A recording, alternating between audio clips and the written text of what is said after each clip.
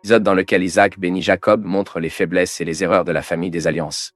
Jacob a reçu la bénédiction d'Isaac, mais la façon dont cela s'est produit était quelque peu obscure. La dissimulation, les mensonges, la haine et le manque de discernement spirituel et de confiance en Dieu ont formé l'environnement dans lequel cette bénédiction a été donnée.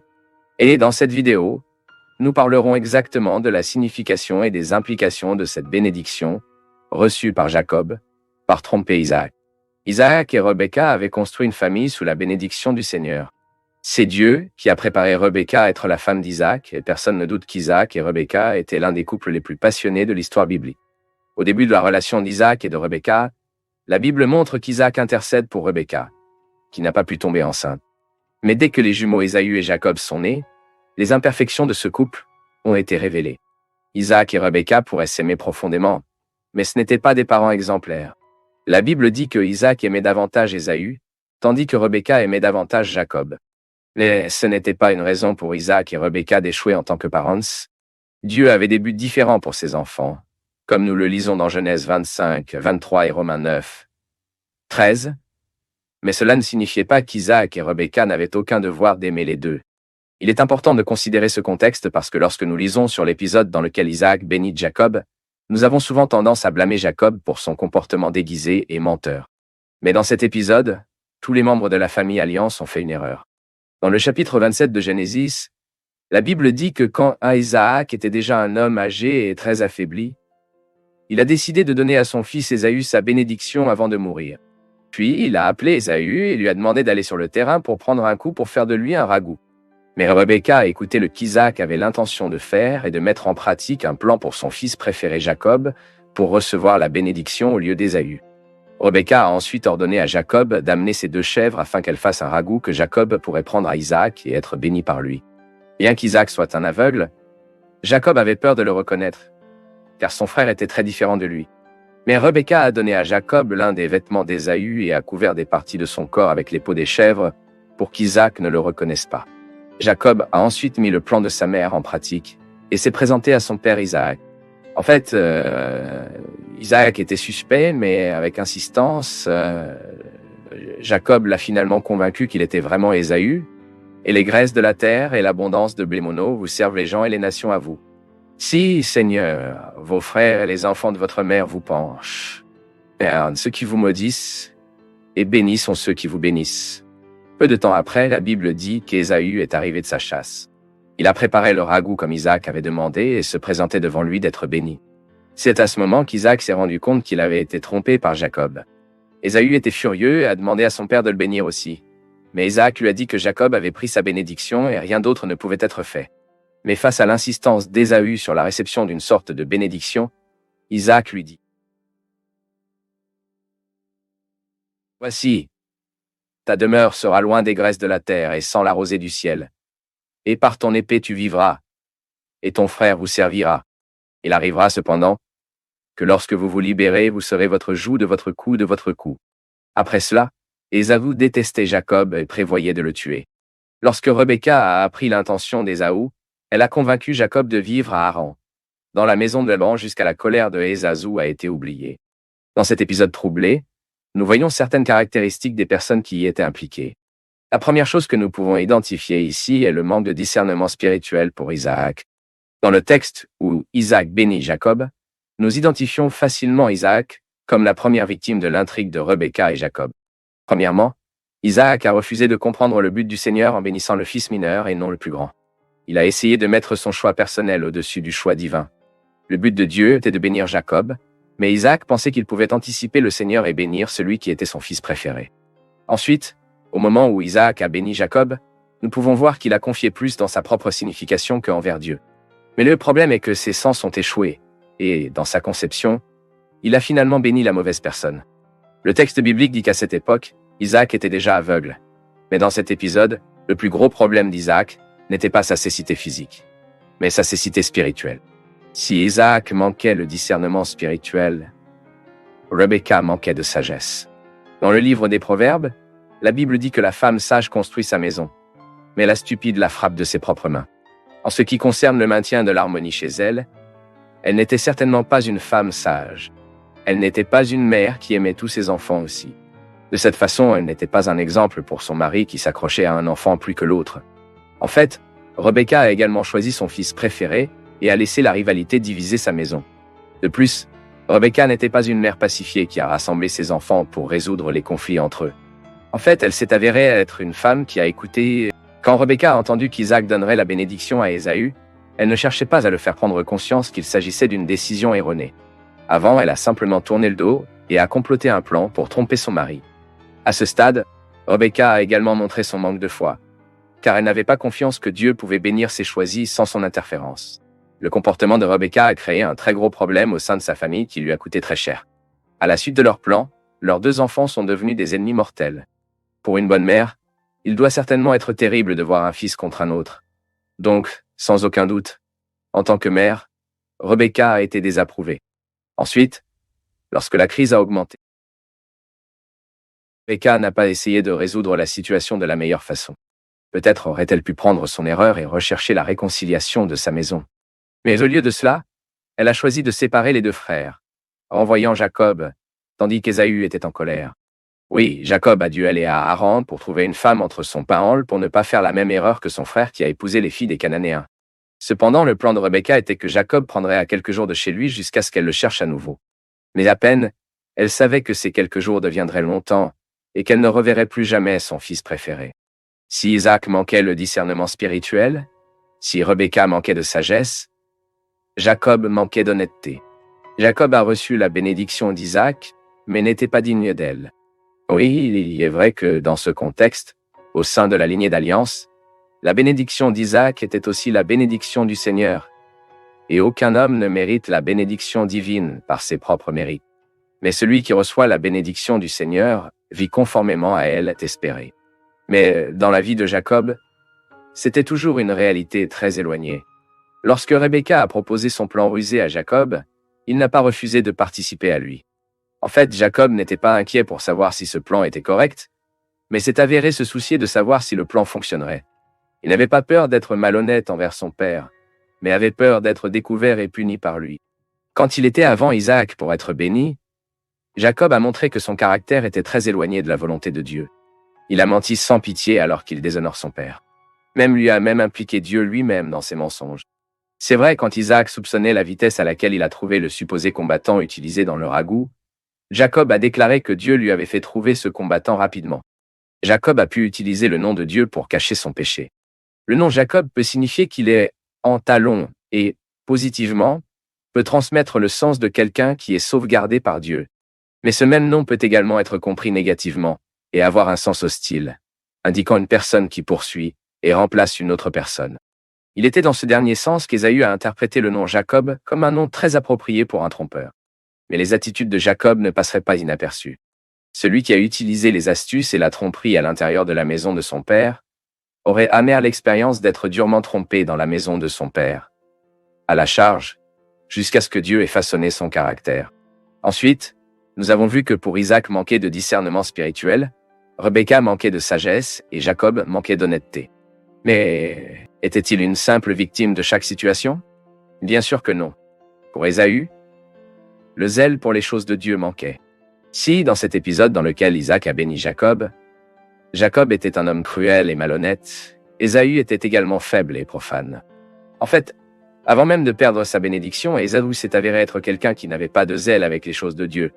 En plus d'épouser les femmes haïties, sans respect dans le but de ne pas amener un mélange dans la famille de l'Alliance. La Bible dit qu'un jour, Ésaü a accepté négocier votre première source juste par une plaque de ragoût. À cette époque, le fils du premier-né a hérité de la direction civile et religieuse de la chambre, et était le principal héritier de l'héritage de la famille.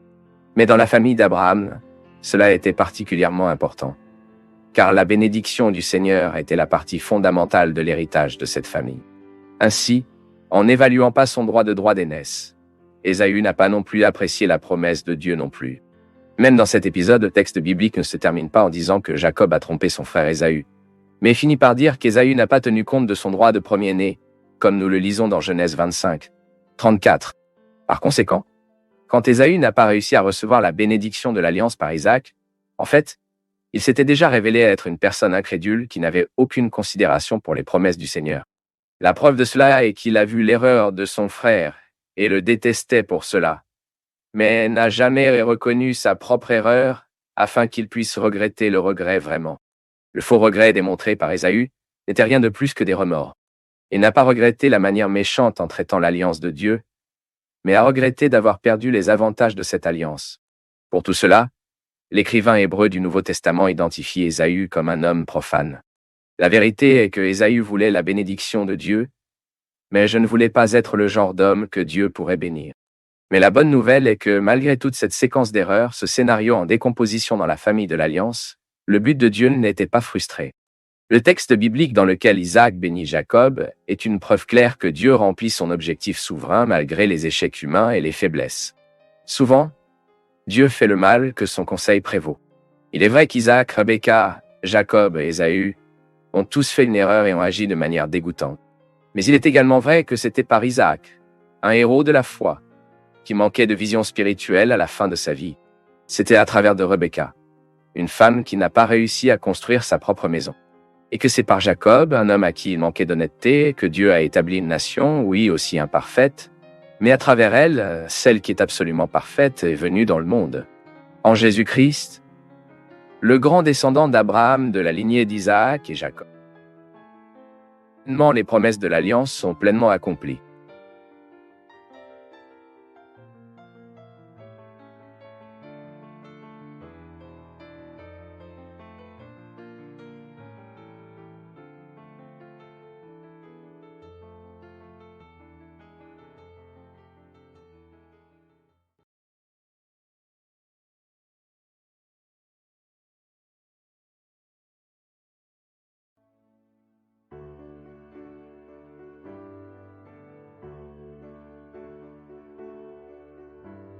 Pas qui a écrit le livre de Job, et même pas le moment exact où le personnage principal du livre vivait. En fait, la Bible ne mentionne à aucun moment l'auteur de ce livre ou la date à laquelle il a été écrit. Bien que la plupart du livre soit formé par les discours ou les dialogues de Job, rien n'indique que même Job lui-même aurait pu l'écrire. Bien sûr, ce thème a déjà été largement discuté et certaines possibilités de noms ont déjà été suggérées comme auteur potentiel du livre de Job. Vécu, pas nécessairement besoin d'être proche. Ce qui est connu par le propre prologue du livre, c'est que les événements enregistrés se produisent probablement à l'époque patriarcale.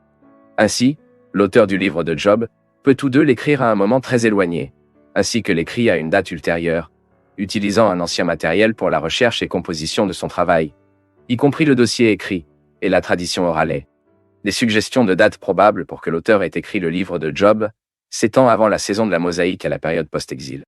Malgré cette dernière date après la captivité à Babylone, elle a été pratiquement nulle après les découvertes des fragments dans le livre de Job dans les rouleaux de la mer Morte. De plus, le prophète Ézéchiel mentionne déjà à son époque l'histoire de l'emploi bien connue. Il a été suggéré que Job lui-même aurait pu l'écrire, mais c'est très peu probable. Moïse est un nom qui apparaît traditionnellement lié au livre de Job, et la tradition talmudique et certains écrivains chrétiens défendent sa paternité. Cependant, il n'y a aucun détail qui sert au moins à tester cette possibilité d'une manière ou d'une autre, puis en faisant une autre spéculation. Certains suggèrent également que le roi Salomon aurait pu écrire le livre de Job, tandis que d'autres affirment qu'il était peut-être Éliou, ou l'un des amis de Job également cité dans le livre, ou même Joseph, gouverneur de l'Égypte. Il est tout à fait possible que l'auteur du livre de Job soit un Israélite, car il fait référence à Dieu par son nom de l'Alliance.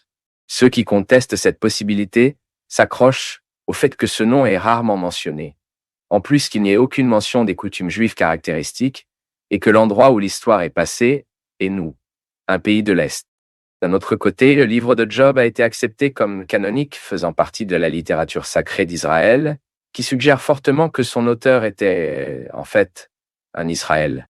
L'auteur du livre de Job a été extrêmement formé dans les techniques d'écriture, et peut être facilement considéré comme l'un des plus grands écrivains de tous les temps dans le domaine de la littérature par la complexité et la perfection de son travail.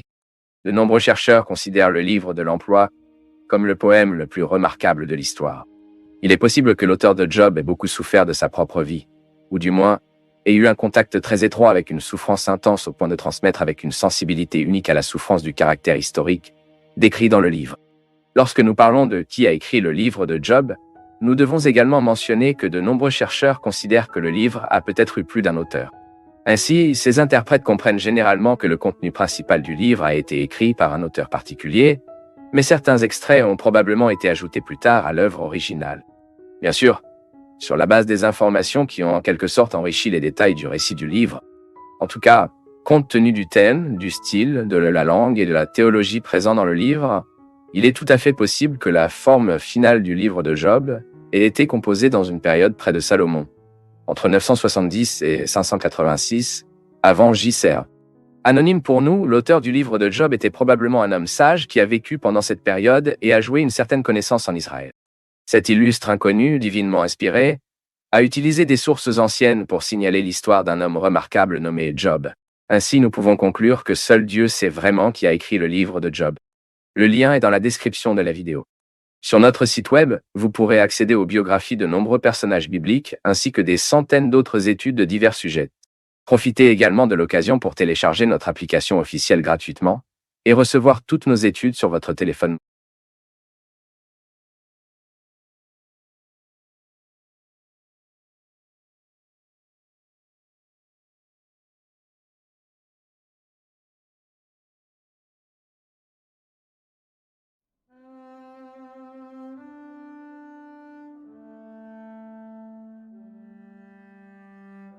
Parabole des talents explique comment nous profitons des opportunités et des ressources qui nous sont confiées.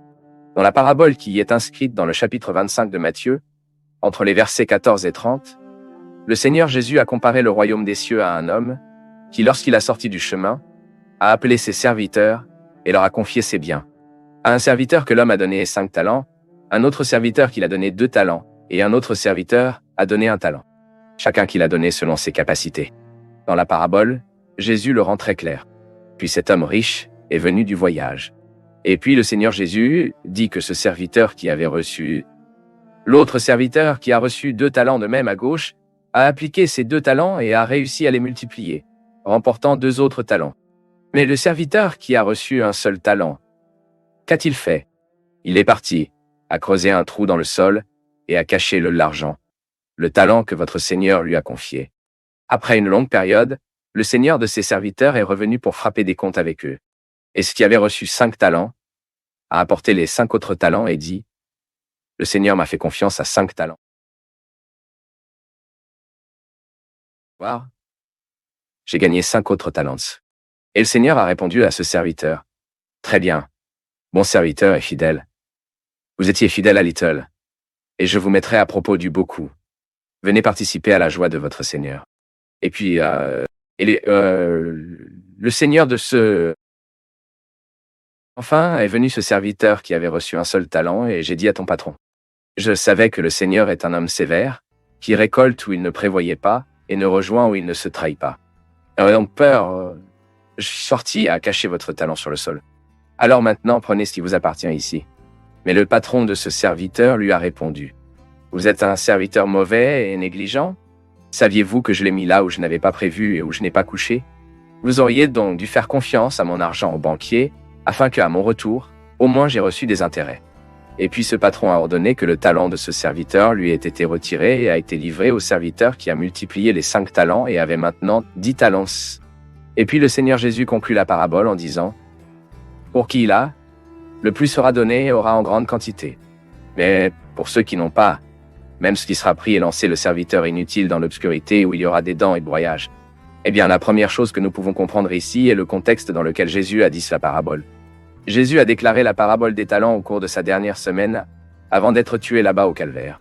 Mardi de la semaine de la crucifixion, Jésus était à Jérusalem, et il a donné des instructions à ses disciples sur les choses qui devraient se produire jusqu'à la consommation des siècles. Et ces instructions sont devenues connues sous le nom de sermon eschatologique de Jésus. Et la parabole des talents appartient précisément à la partie finale de ce sermon, ce discours. Et quelle est la signification de cette parabole? Bref, le sens de la parabole des talents parle de la gravité d'une opportunité gaspillée. L'homme qui va à temps représente le Christ, et les serviteurs représentent tous ceux qui reçoivent différents niveaux de responsabilité. Et ceux qui reçoivent ces responsabilités sont attendus par la fidélité dans le traitement diligent des talents. Pendant un jour, chacune de ces personnes sera responsable envers Dieu de tout ce qu'il a reçu. Les talents, dans le contexte de cette parabole, Il représente les ressources, les cadeaux et les opportunités que quelqu'un reçoit de Dieu. Et l'administration de ces talents démontre la diligence et la prudence dans l'engagement du croyant envers l'œuvre du Seigneur. Il est même emprunté à cette parabole qui dérive le sens populaire du talent comme une compétence ou un cadeau naturel que quelqu'un a. Et seule une curiosité ici pour ceux qui ne le savent pas, le talent était une unité de mesure dans les temps anciens et là au 1er siècle, qui était lorsque le Seigneur Jésus a raconté cette parabole des talents. Les érudits estiment qu'un talent était équivalent à au moins 6000 dés romains ou 6000 drachmas grecs. Denario et drachma étaient des pièces équivalentes. Ainsi, un seul talent représentait déjà une très grande somme de valeur.